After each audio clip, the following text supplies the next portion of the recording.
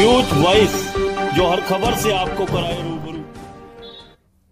प्रदेश के विभिन्न हलकों का सफर तय करने के बाद इनेलो की जन अधिकार यात्रा आज रेवाड़ी जिला के बावल उपमंडल में पहुंची, जहां झाबुआ गांव में पहुंचने पर पार्टी कार्यकर्ताओं ने यात्रा में मौजूद नेता प्रतिपक्ष अभय चौटाला का जोरदार स्वागत किया।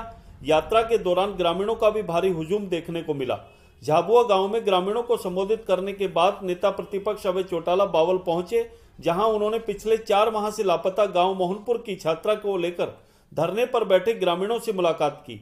नेता प्रतिपक्ष ने ग्रामीणों को संबोधित करते हुए कहा कि 4 माह से एक लापता छात्रा का न मिलना प्रशासन और सरकार की कार्यप्रणाली को सवालों के घेरे में खड़ा करता है।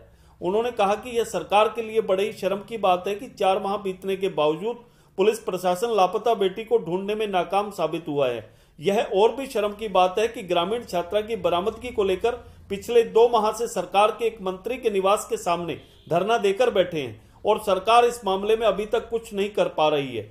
मगर इनेलो पार्टी चुप नहीं बैठेगी। इनेलो इस मामले में पूरी तरह ग्रामीणों के साथ खड़ी है और आगामी विधानसभा सत्र में इस मुद्दे को जोर शोर से उठाया जाएगा। वहीं लगातार बढ़ती महंगाई, भ्रष्टाचार और काले धन के मामले में नेता प्रतिपक्ष ने सरकार पर जमकर निशाना साधा। एसवाईएल मामले पर भी अभय चौटाला ने सरकार को जमकर घेरा। उन्होंने कहा कि एसवाईएल हरियाणा की जीवन रेखा है और इनेलो पार्टी इस मामले को लेकर लगातार संघर्ष कर रही है। रेवाड़ी से न्यूज वॉइस के लिए संजय कौशिक के साथ अजय सागर अत्री की रिपोर्ट। पे बैठ करके मजबूर होकर के खड़े होकर के चल जाएंगे, लेकिन हम सरकार को मजबूर इस बात के लिए करेंगे कि सरकार को हर हालत के अंदर हमारी बात को मानना पड़ेगा और सरकार को मजबूर होकर के जिन दरिंदों ने, जिन भेड़ियों ने, जिन राजनीतिक संरक्षण में रहने वाले लोगों ने इस बच्ची को उठाने का काम किया, उनको जेल की सलाखों के पीछे भेजेंगे और बच्ची के माँ बाप को 100% न्याय दिलवाने का काम करें।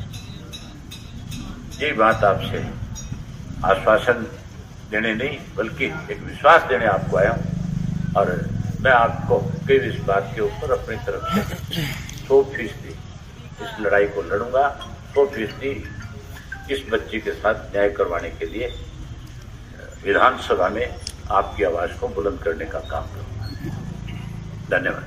जहाँ साथ खड़े होंगे वहाँ सरकार को मजबूर करें, लेकिन उसके बाद जाने के बाद आपके बीच से फिर उनकी तरफ से कहीं कोई बयान भी नहीं आता, ना उनकी तरफ से, उनकी पार्टियों की तरफ से सरकार के ऊपर किसी किस्म का कोई दबाव बनाया जाता। आप लोग लगातार इस बात को लेकर के सरकार को कहीं ना कहीं अपनी तरफ से इस कोशिश में हो कि सरकार दबाव में आकर के इस बात का पता लगाए कि वो बेटी आज किन हालात में। मैं आपको एक आश्वासन दे करके जाऊंगा। हमारे यहाँ भी 28 तारीख को सेशन शुरू हो रहा है और 28 के सेशन में पहले दिन ही मैं अपनी तरफ से, अपनी पार्टी की तरफ से कॉलिंग अटेंशन मोशन दूंगा, जिसमें मुझे जो आपने अभी जानकारी दी है इन सब बातों को लिख करके स्पीकर के समक्ष रखूंगा कि इसके ऊपर चर्चा होनी चाहिए। ये बहुत बड़ा इशू है, कोई छोटी बात नहीं है कि सरकार अगर एक बच्ची को नहीं ढूंढ पाई तो फिर उस सरकार से आम आदमी किस तरह से अपने आप को सुरक्षित महसूस करेगा। मैं भरोसा और विश्वास दिलाता हूं कि आपको सरकार की तरफ से 28 तारीख को ही इस तरह से मजबूर कर लूंगा सरकार को कि उसको हाउस में भी आश्वासन देना पड़ेगा कि हम 100% उस बच्ची को जिस भी हालात में है बरामद करके दें।